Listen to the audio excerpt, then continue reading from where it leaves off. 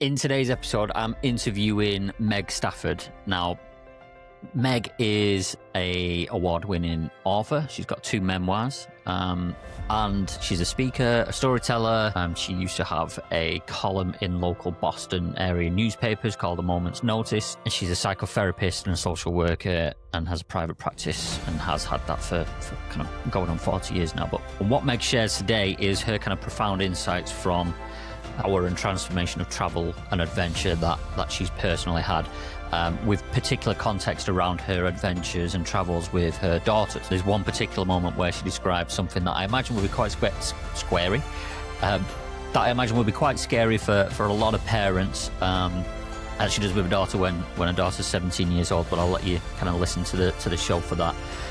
But she not only talks about the insights and the transformative power of travel and adventure, but also about who you go on these travels and adventures with and the connections that it has with you and the other person, and then the connections that you have with the people and the cultures in the areas where you do go to travel. So it's well worth a listen. Finally, don't forget to please like, share, click the red bell for the notifications for when new episodes drop.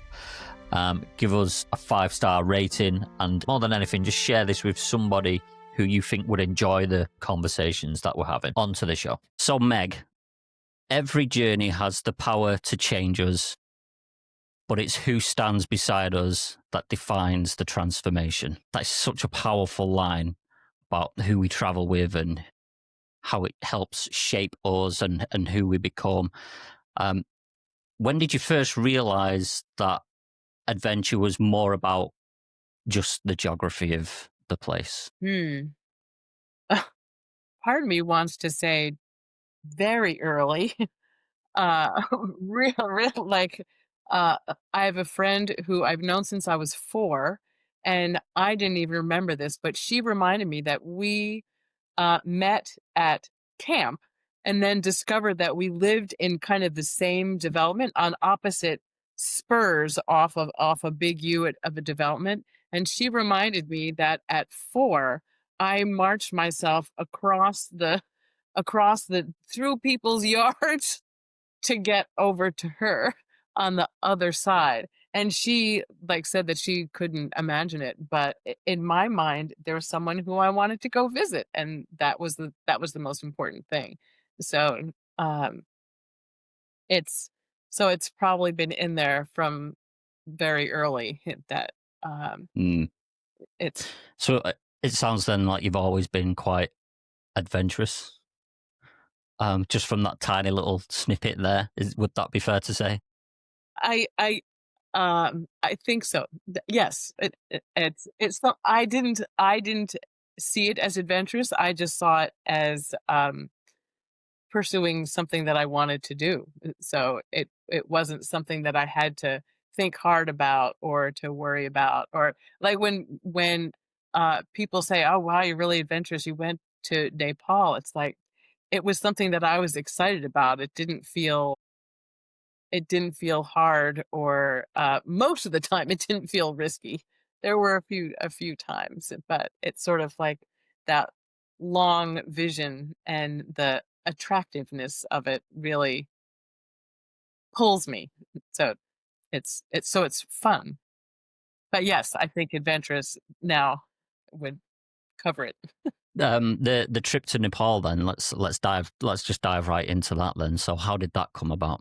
I think there's an interesting story behind that. It came about because when our younger daughter was 17 and a senior in high school, they at the school that our daughters went to, they asked the seniors to do a project based on a question, and her question is, what is happiness?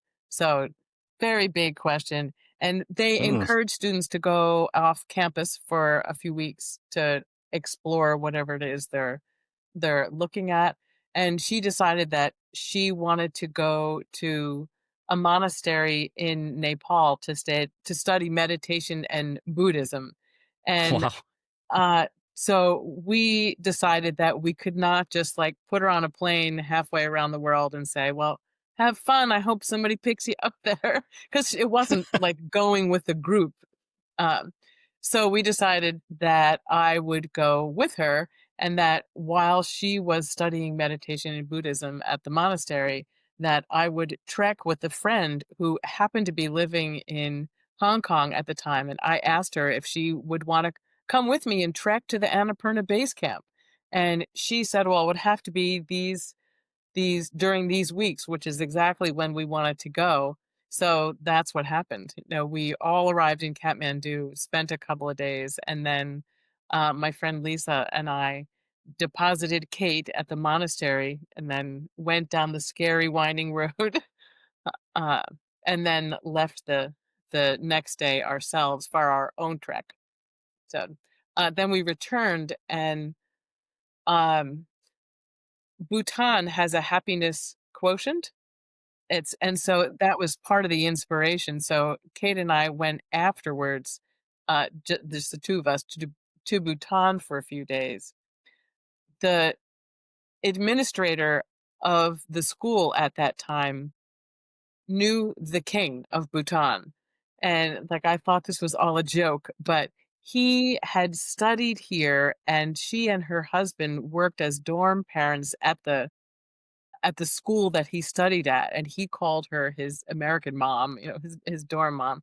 So it was years ago, but she had been there before for his coronation and his wedding, and um, so so we thought that we might be able to have some connection. That didn't work out, but we did spend a few days in Bhutan anyway, because they literally send out a survey to their like 700 plus thousand citizens, and ask about their happiness. So it was interesting to do both. Amazing. Just kind of taking a step back. Yes. Sorry, how old was your daughter at this time? Now she is 30. Sorry, at the time for the school Well, at trip. the time she was 17. How does that So conversation come about? She comes home from school and says, "So they've told me to find the meaning of happiness. I'm off to Nepal." right. I'm like, what? What are you talking about? Yeah, so or I'm off to Bhutan. It's like, where's Bhutan? I don't know. What the hell What is do you Bhutan? Yeah. mean? So, like, what? Because she drops it very casually, as if she's going to the corner store. So she explained it a little more, because they at the school they asked the community if anyone knows things about what they're going to be studying, and that's how it came out that the administrator knew the king there.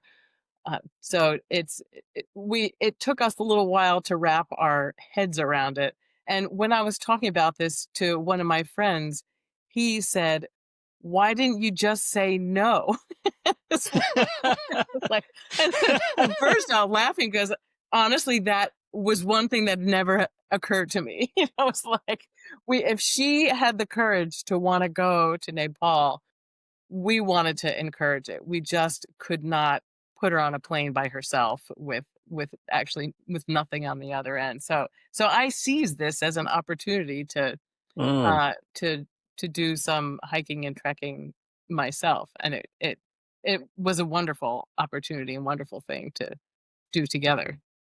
And so you dropped her off at this monastery, and did she stay there whilst you went off with your friend then? Yes. So she stayed there for 10 days, while Lisa and I trekked to the end of her 12 days, because we had a night on either end of our own trek.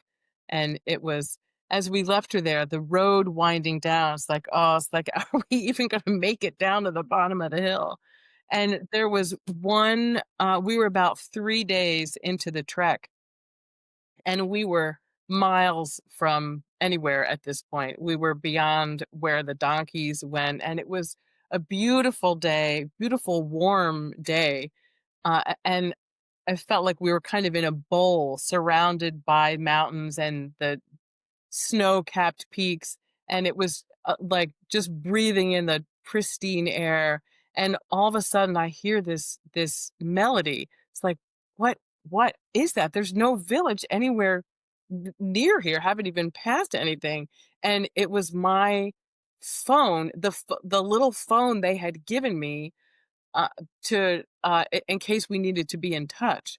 And so I'm like fishing it out. And I open it up, and it's like a voice says, "Is that Meg or Kate?" It's like, it's Meg, and then it cuts out, and then it rings again. I realize that the phone they'd given me is out of minutes, and it's like I knew that I was fine, so they must have been trying to get in touch with Kate, and I was like, she would not be in touch unless something were really wrong. So she would handle most things on her own, and, like, I had gotten sick one night, and I was hoping that wouldn't be anything more than that, but she wouldn't call me about that. She would, like, wade through that. And then a couple of minutes later, our guide's phone rang, and it was our contact in Kathmandu, and they just wanted to know what was on the back of Kate's student ID for the visa. And it was like, oh, but that was a huge lesson in I am not going to be the one to handle this. They're going to have to get in touch with someone else. And as much as um, I want to be there, there is a limit to what I can do. So it was a remarkable moment. And when we got to the place where we were staying that night, it was another 20-minute walk down to where there was internet. It's like I could go down there.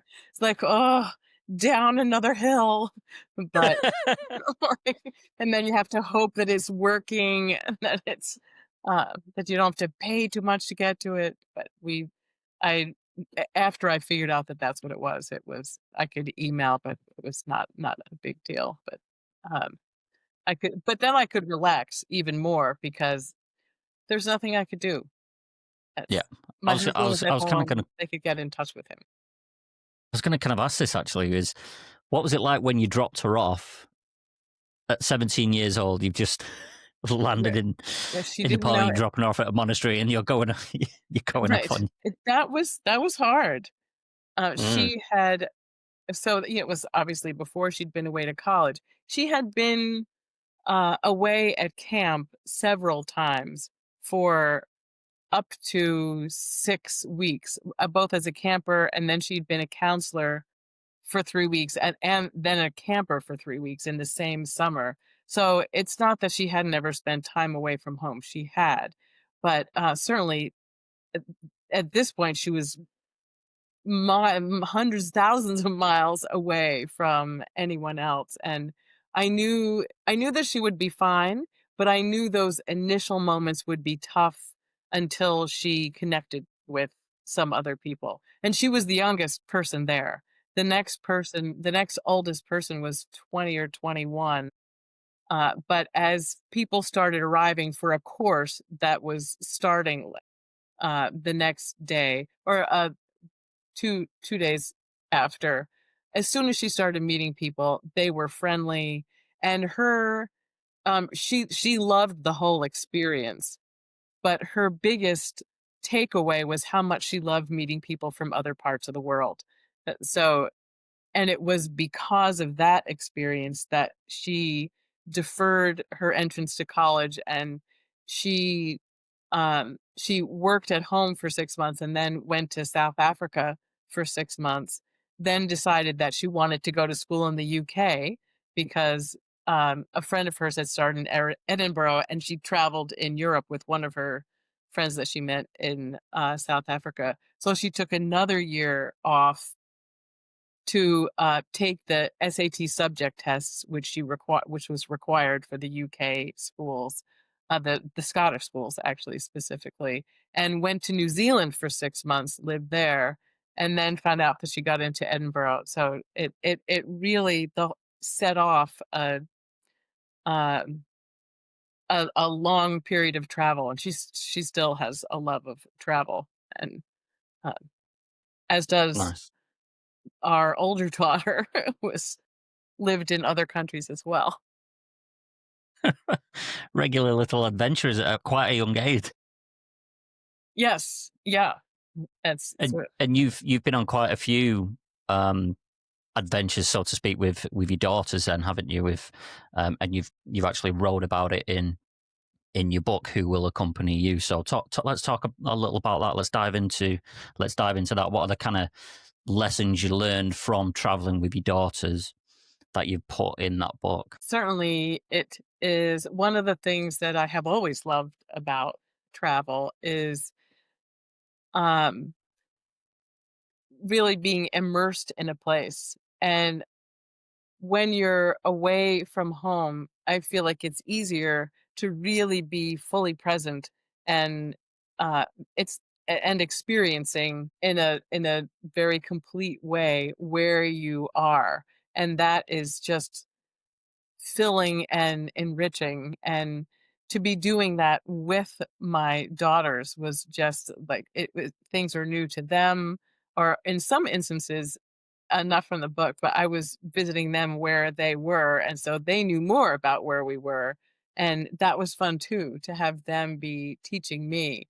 But, it was fascinating to learn what they found interesting in a place, or what they found challenging, or how we saw things similarly or differently. It was just such a wonderful opportunity to get to know them while experiencing a a new place. So what the culture is like, what the people are like, what the food is like, it's all the things. So that's a a particular treat always, and still is. And they both are still drawn to it.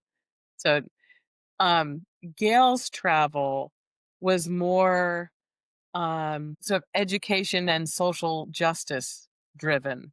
It's Okay. one of our relatives noted that the three of us travel for slightly different reasons, and that's wonderful. It's like we each have our orientation. But when Gail was living in Colombia, it was after college, so it was really her decision, and that was very scary for my husband and me. Like, she was thinking about what she wanted to do after college, because she after college and graduate school, which is sort of all one piece. She didn't wanna just, like, hop into a job, which I totally understood, because I didn't wanna do that either. I Mm. traveled after college. But when it became clear that she was going to live in this community in the northwestern part of Colombia that was intentionally peaceful. So it was a 45-minute open air Jeep ride and then an hour and a half hike to get to the community where she was living. Grocery shopping was quite a long adventure every week Carefully planned. when I went to visit her there, because it's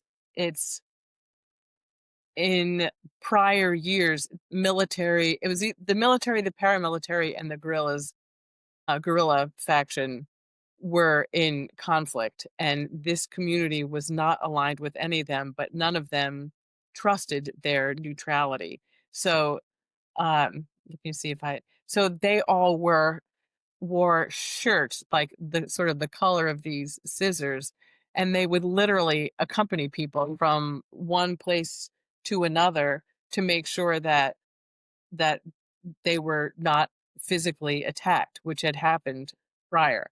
So that was very scary to think about. They were unarmed, they were just wearing these t-shirts, but people knew that her organization was connected with like the UN and other um, NGOs and international organizations. So if anything happened, it would instantly become an international incident. But still, our 23-year-old daughter, and there was another woman who was the exact same age. They were one day apart, and then a young man also.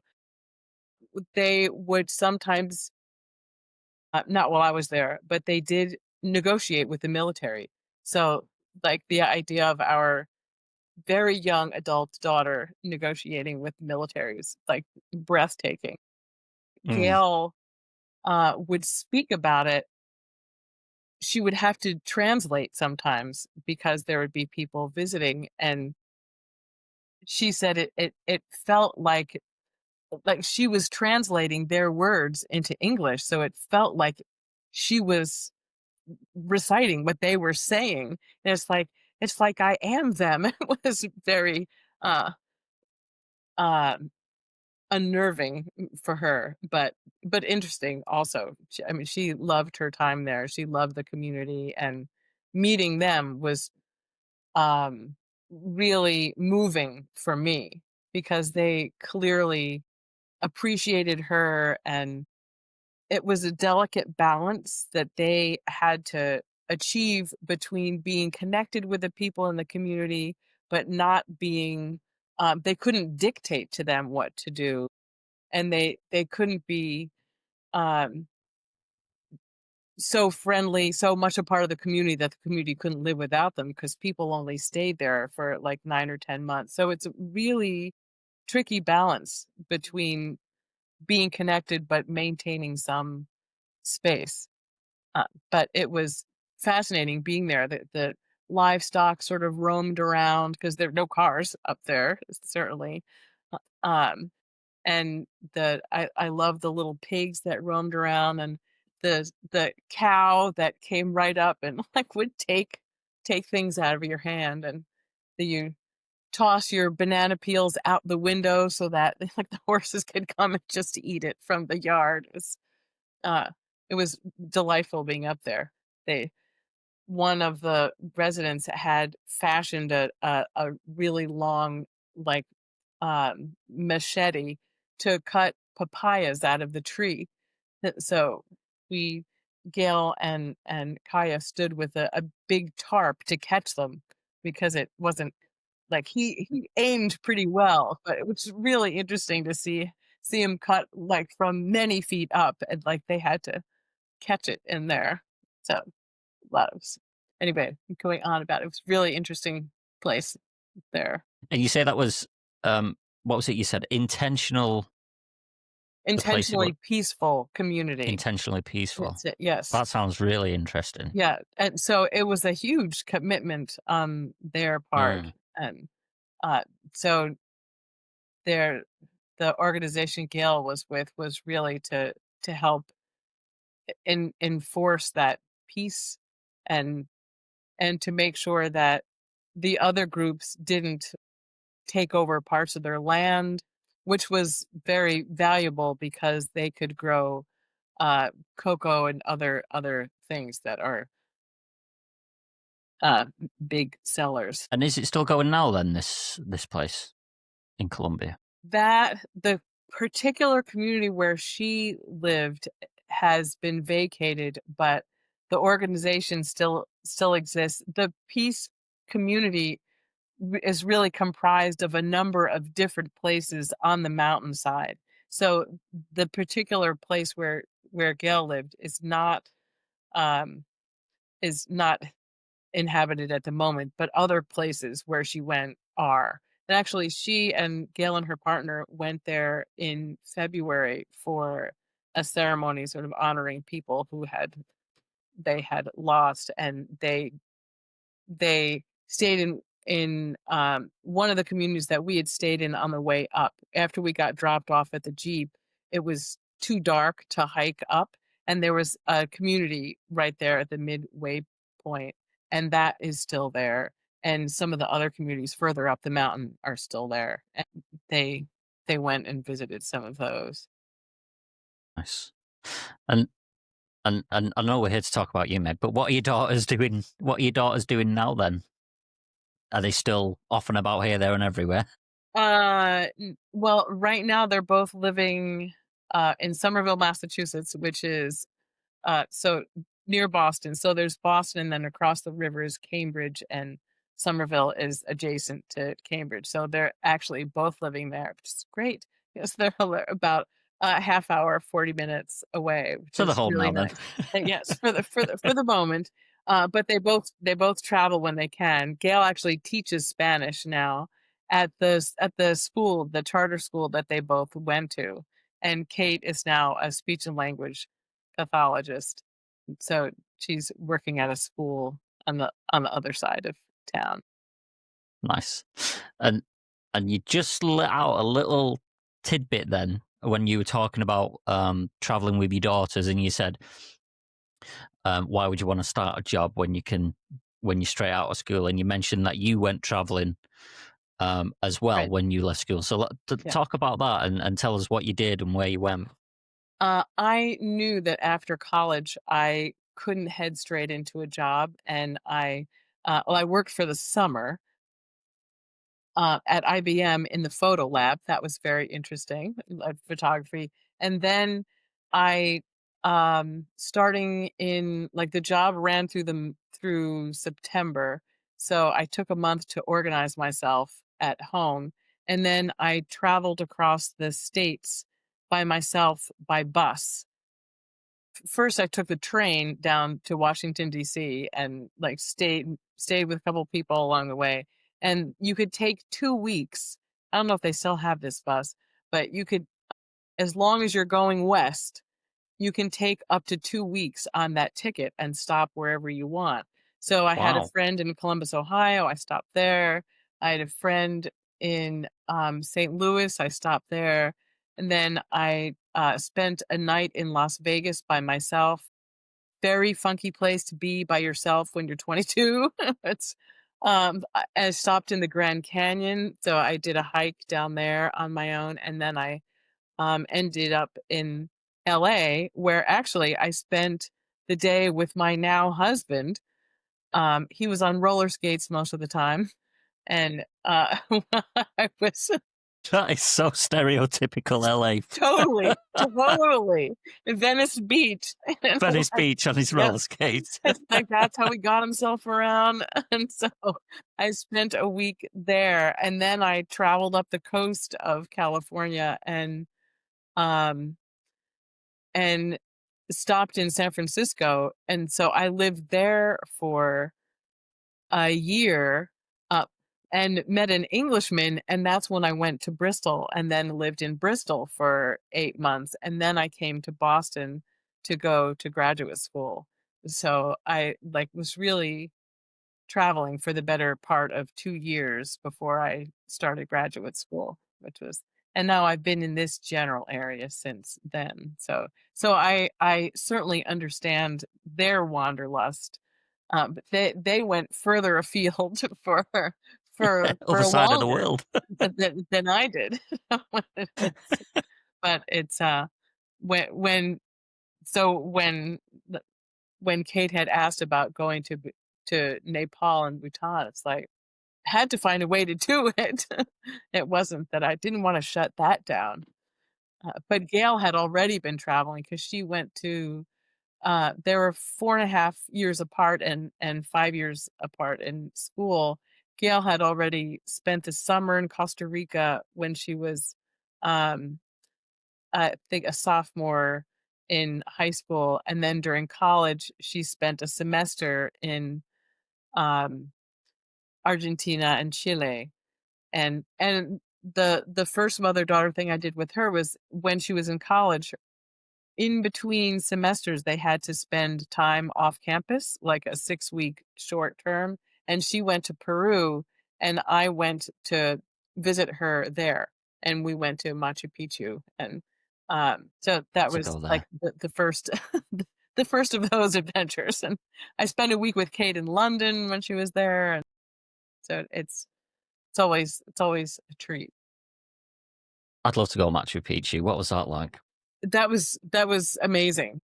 I was only there for a week, so we didn't have time to hike in, but, it was fun taking the very old, slow train, like, back and switchbacking, and then the bus. We stayed in Aguascalientes, and then taking the bus up to Machu Picchu. You really feel connected to another time there. The brilliance of the Mayans and just the absolute beauty of, the Andes there. And in fact, what was it? Not here, not on the back.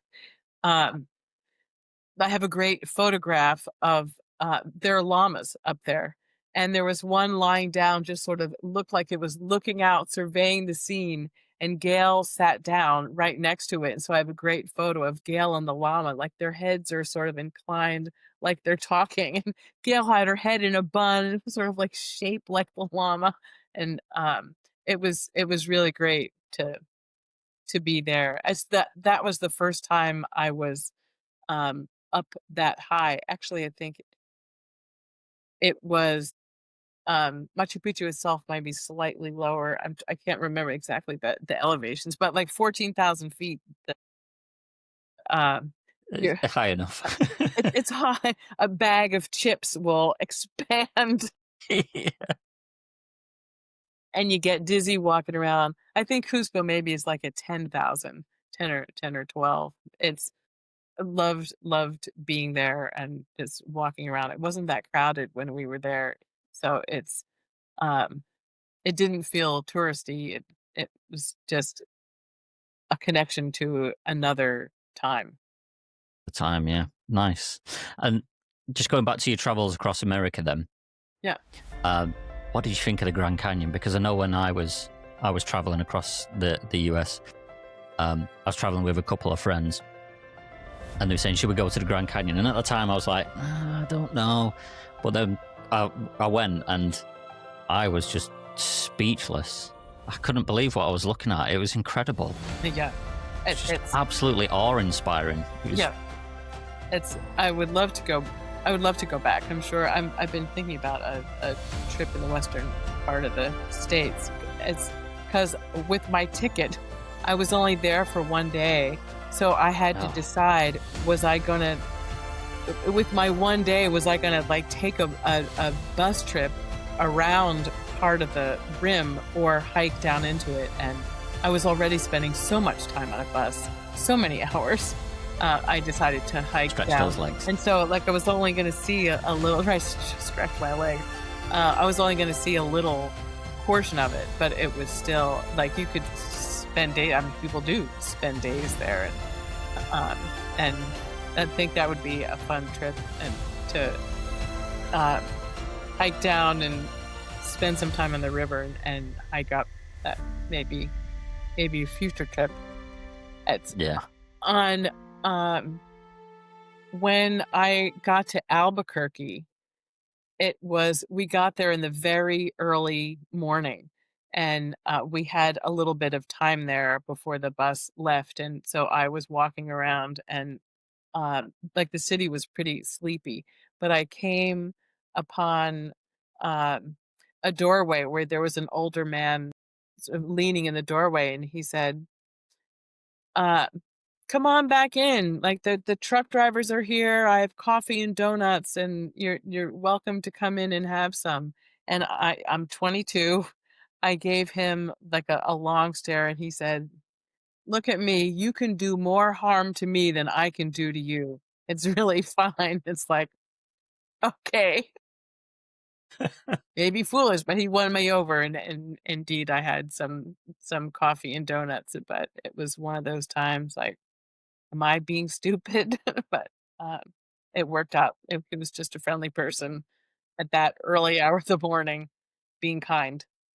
That was Yeah, which is good. When we are taking a very quick break because I want to share an insight I've had regarding every guest on this show so far, and the one thing that they all seem to have in common, and it's that at some point they had a vision which was bigger than their fear of trying to achieve that vision.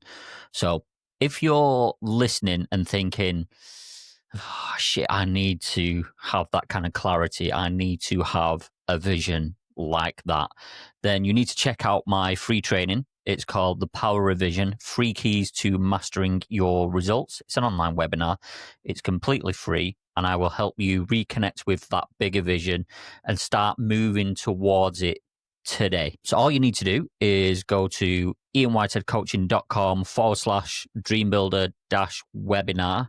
That's ianwhitecoaching.com/dreambuilder-webinar, and you can grab your spot, and we'll put that link in the show notes for you as well. And one final thing you can do for me is, if you are enjoying this episode, share it with whoever you think would enjoy it also. But please leave a review and any comments as well, because I'm always looking to improve. If there's questions you feel like I should be asking, then please drop them in as well. We shall get back to the show. When I was traveling as well, I feel like in the UK, America kind of gets a bit of a bad rap in terms of it's just violence and gangs and all this kind of stuff. But when I was over there, nothing of the sort.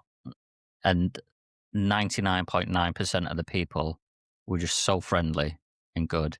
And that goes for everywhere we went as well, not just the US, when we were in Europe as well. I think that's one of the great things about when you are traveling. You see the side of the country that the news doesn't show you, Yes, oh, because that's a nice way of putting it. Right. Yes. they're It all should after be in just the more clicks, news. aren't they, and views. So they go for the sensationalist stuff.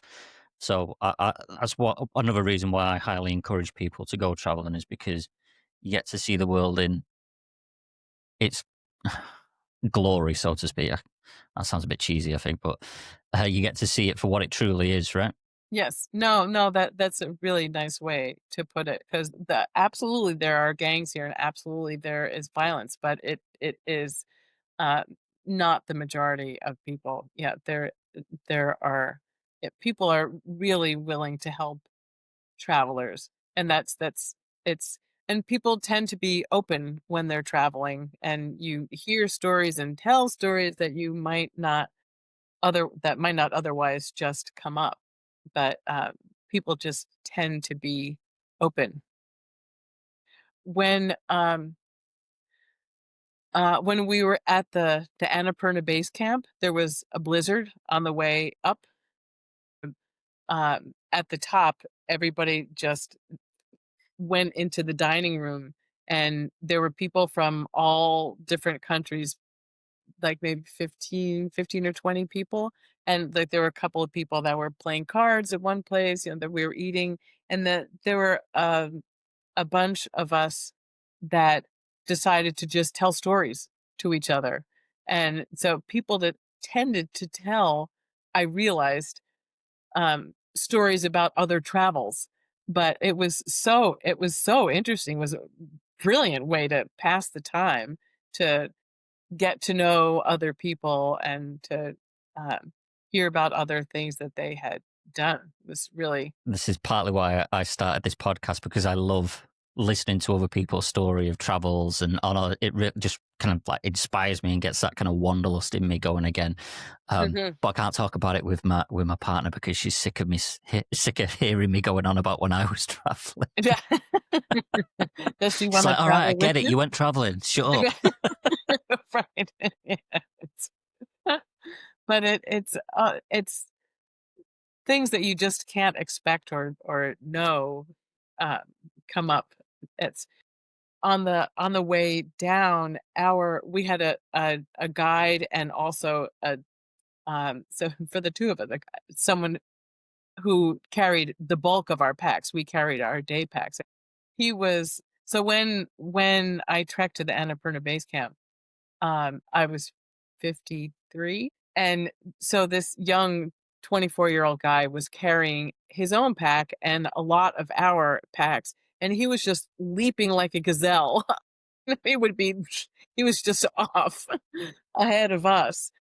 But there was one time on the way down when he was like singing a tune. I was behind him, of course, because usually he wasn't even in sight, but he was near enough, and he was singing this tune. It was just beautiful, and I was able to record some of it. It was just like haunting. We're walking in the Mm, mountains, and that, like, it's just this evolving vista. It just not something that happens every day. So no, amazing. Um, Now, I want to move on to something that I read, that I'm very jealous about, because I've only just started looking into it myself.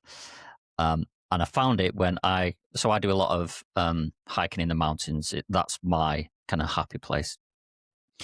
And I've been looking at doing Mont Blanc. Oh, yeah, just by And the when I was looking at doing Mont Blanc, I found the Tour de Mont Blanc. And I was like, Mhm. oh God, I'd love to do that as well. So I've gone down this rabbit hole of watching people hiking not only Mont Blanc, but the Tour de Mont Blanc as well. And then I read that, and this is like literally just the other day. And then I read that you hiked the Tour de Mont Blanc with three other ladies. Right.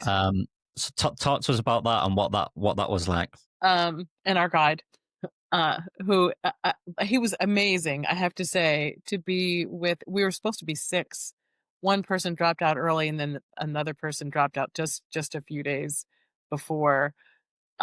So he was 30, we were all 64, and and my friend had totally set this up. So like that was I owe thanks to her.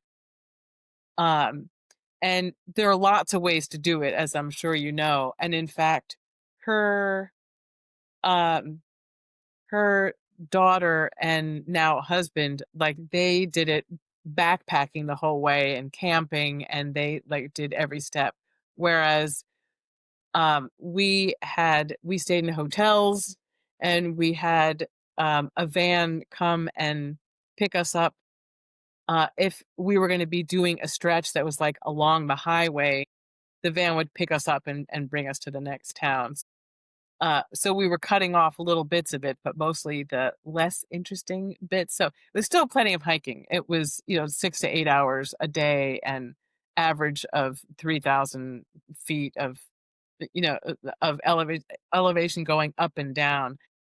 I love that as well, because it's you go through 3, as you know, I'm sure you go, you start and end in Chamonix, which is charming, and we started in June, which I would recommend, and when we ended, in, like, early July, it was so much more crowded by within that, like, 10 days or 8 days. So, like, if you can do it off peak, you're in good shape. But so you go pass through Italy and Switzerland on your way back to Chamonix, so that's very fun. But it just like the scenery is just different every day, and we had the advantage our in this case, our guide would um sometimes bring a hike up lunch, and then we'd like have a picnic while we're looking at a vista, and like hot tea. It was just um it's so that it's just the best. So hiking and having it, and it was nice to have a bed to sleep in at night, I have to say. Yeah. It's and a really great breakfast every morning. Those hotels have a great smorgasbord, and I always waddled out of there thinking, "I'm never gonna eat again." Like, until lunch when, like, after a couple of hours hiking, it's like you're ravenous. Uh, um, it was really fun. We were lucky with the weather also. Was Of course, you want rain gear.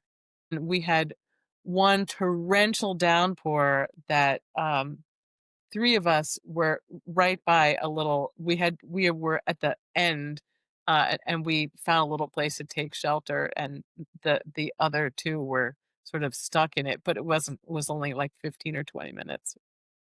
Um, Not so bad. Not so bad. Do you bike also? Do you I cycle? used to when I was younger. I used to live on my bike when I Okay, was 'cause I when I was see a it. kid. Not for quite some time now. 'Cause that's fun to do.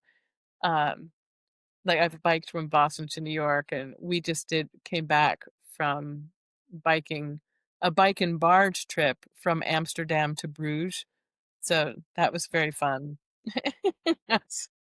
Amsterdam to Bruges on a biking barge trip. How does that work? So, we started in Amsterdam, got on the Yeah. barge, and so the barge is small, meaning it could hold up to 18. Our group happened to be 10.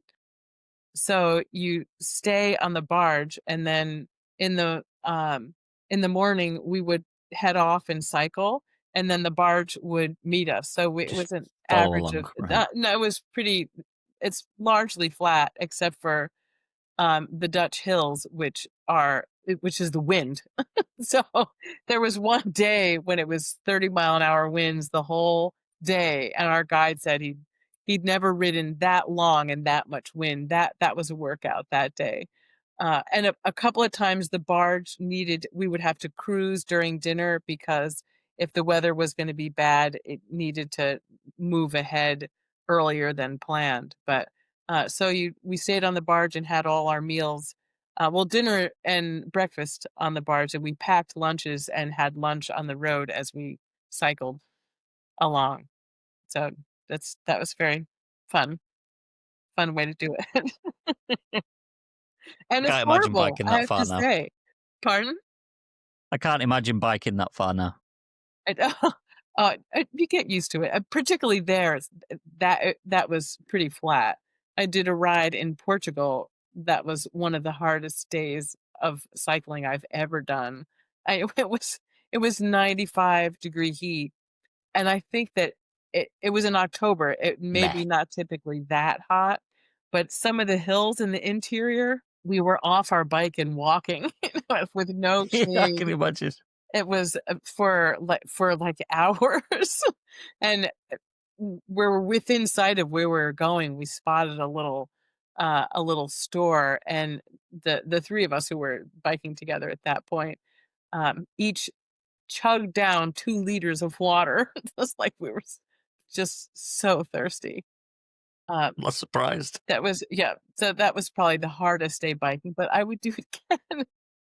It's just fun to be there. Biking, like hiking, is such a lovely way to see a place because you're moving slowly enough to take it in.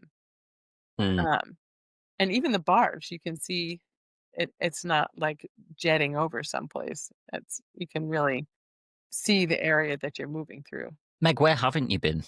Uh, Lots of places actually. I'm sort of like reciting all the places I have been, but Um, some of there's so many places that's I would love to go actually to the Southwest.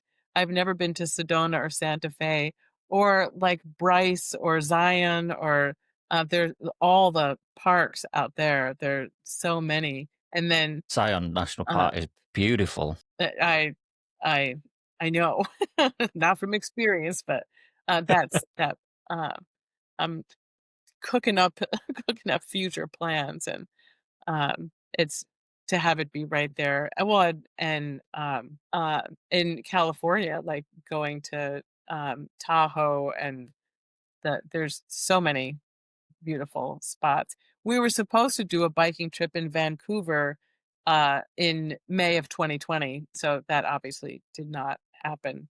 And so a lot of the parks there also Banff and some of the places are I haven't been so never been to Costa Rica, uh, Croatia. It's like there's Still plenty to do then. Still still plenty to do. plenty, still a remarkable amount. Uh, Banff is one of the best places I've ever been. which is Banff Banff. Oh, yeah, blew my mind. That place did. It blew my mind. I was just, you just sat there. I'm just mouth open, looking around everywhere. There's views. It's an unbelievable place. It really is. You mentioned Tahoe then, and it just reminded me of I did like a section of the Pacific Crest Trail, which ran alongside South Lake Tahoe, and it kind of links to something you were talking about earlier, where you met that person and they was offering you food and all this, and along the way on that specific stretch of the Pacific Crest Trail, I did. I don't know. I'm assuming you know, but for those listeners, there's people called trail angels, where they just leave you like they just leave lots of water and food on the side specifically for people that are worth following up. hiking the Oh, Pacific wow. Crest Trail. And there'll be times where people like where you meet, come up to a road. They'll sit in like a lay-by, and they'll have their trunk or boot for our UK listeners, boot open, and they'll just have food that you can come and take, and drinks, and they'll give you lifts everywhere. So managed to get a lift down into Tahoe, and just so friendly people. It really is. Can't recommend it enough. I love Oh, traveling. yeah, that's great. So yes, I mean, I went to Yosemite, uh, but briefly and years ago. So it's there's so much out there. My husband has been to Banff, and he as a kid, and it left a huge impression on him. So he highly recommends it as well. Yeah, yeah. It really is incredible. Um, I could literally talk like this forever, Meg. So forgive me. I'll move it on a little bit. I could literally talk about every single little place you went to and every single thing that you did whilst you were there. But just to kind of bring it to, obviously, this is the Entrepreneur's Adventure podcast, and I like to inspire unfulfilled entrepreneurs to get out there, find adventure, and find purpose. And so, what has traveling and the adventures that you've been on kind of taught you about your purpose, and what your daughters as well? What's it taught you about your daughters, and how you've come to know them better through the kind of traveling and adventures that you've had with your daughters? It's um, it it inspired my second book because I thought it would be.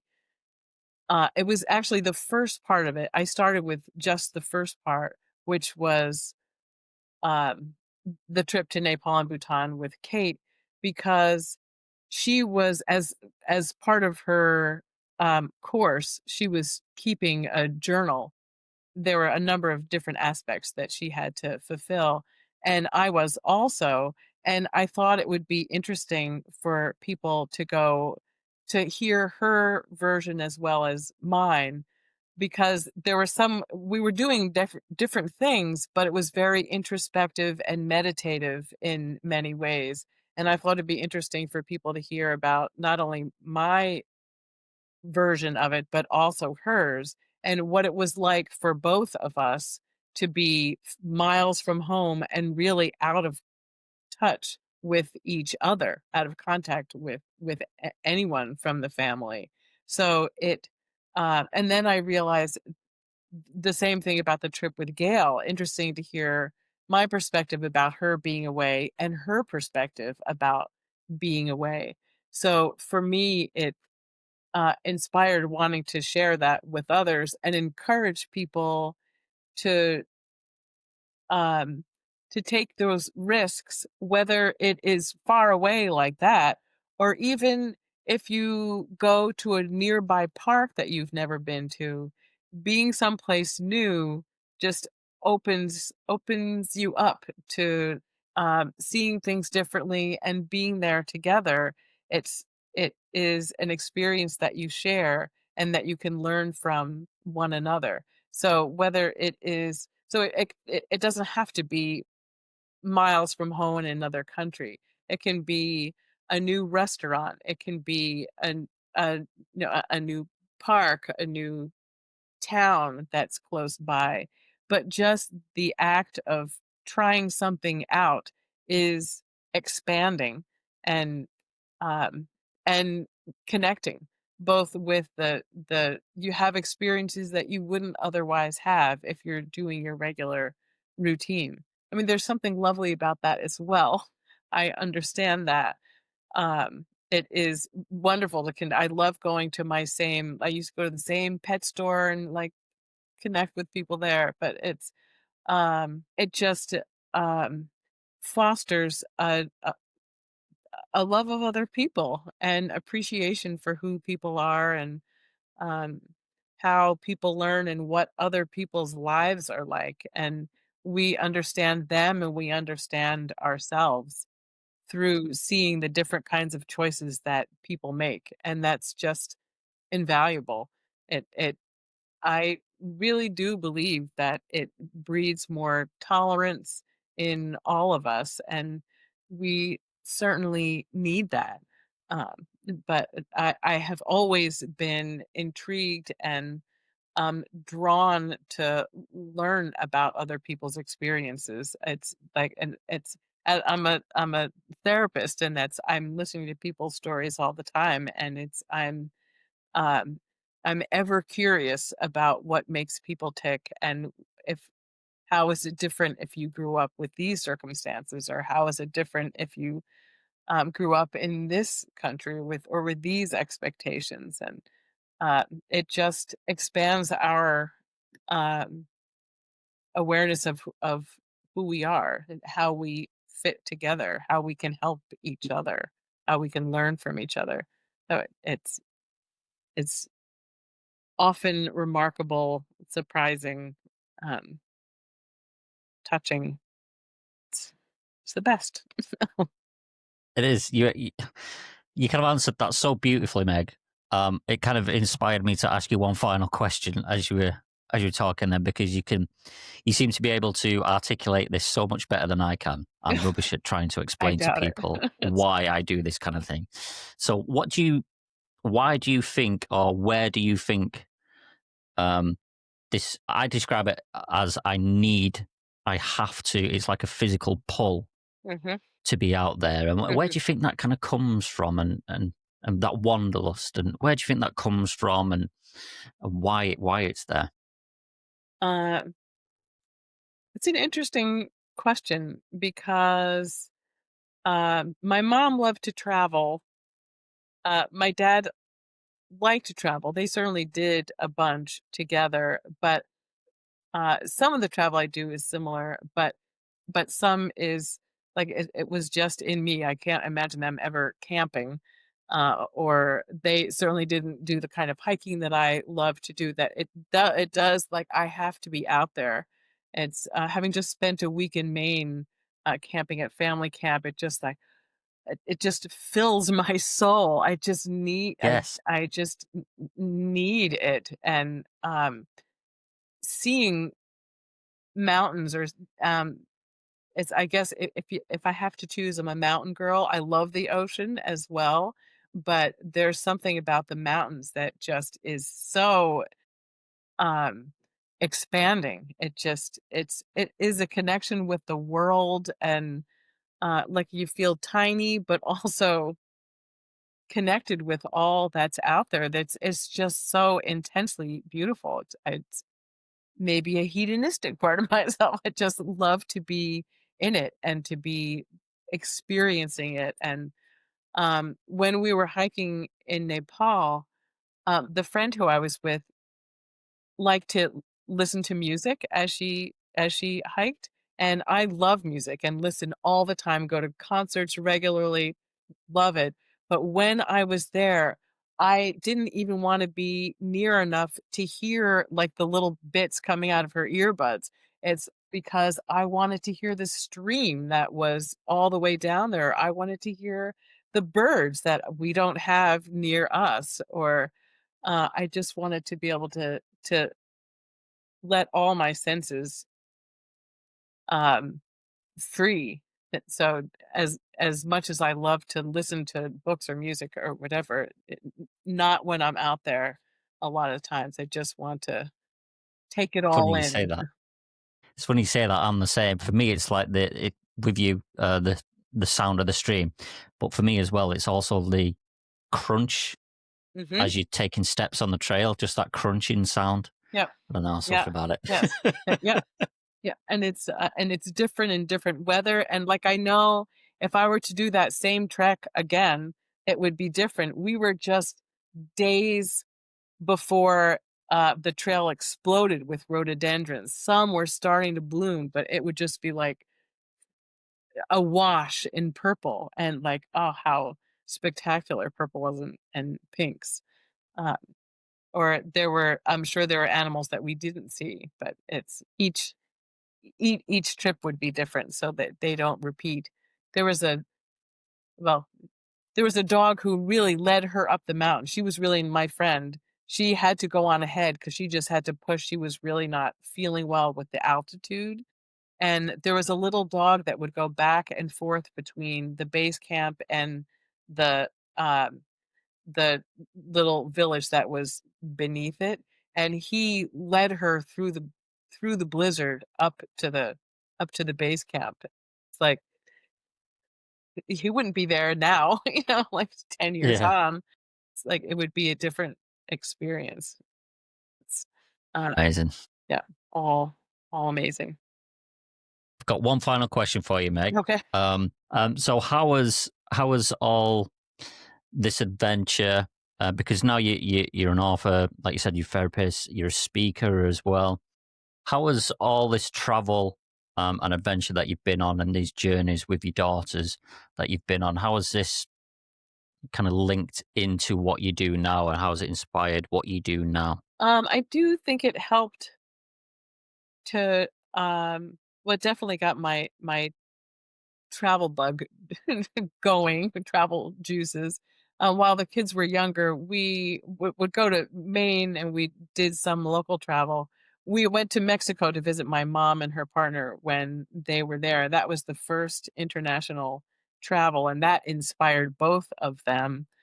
But it is really since doing some of the travel with them that I've started doing some of these biking trips and the Tour Mont Blanc, and went to Patagonia with the same friend that I did the Tour Mont Blanc with. And so it my radiation oncologist, when I was in treatment uh, in 2007 and 8, has 2 sons who are between my kids' ages, and she says, "When the kids are young, they will follow you on your adventures. When they get older, you will follow them on theirs." And I thought about that, and she was right. Uh, and now they're adults, and it's something that we can share. So, um, I'm not sure if I wound back around to answer your question, but but it continues to be something that we can do together and experience and enjoy as a family. Thank you. It's been a pleasure. It's like I can chat for a while. Not sure I can listen to myself for hours. It's been really fun. Thanks so much.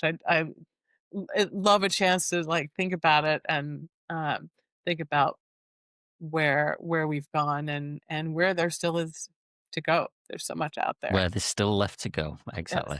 So Yeah. thank you so much for having me. I really appreciate it very much. You're very welcome.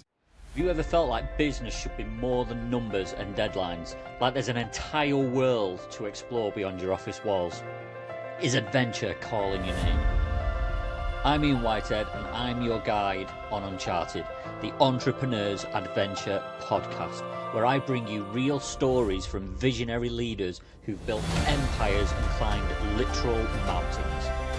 Because success isn't just about the bottom line, it's about the thrill of taking risks, the courage to pursue what truly lights you up, and the freedom to chart your own course. Each week we'll dive deep into the minds of boundary-pushing entrepreneurs and adventurers, revealing how they found purpose in the chaos and discovered their true north, both in business and beyond. So, if you're ready to break free from the ordinary, embrace bold action and inject a little more adventure into your life, welcome to Uncharted. Your journey starts here.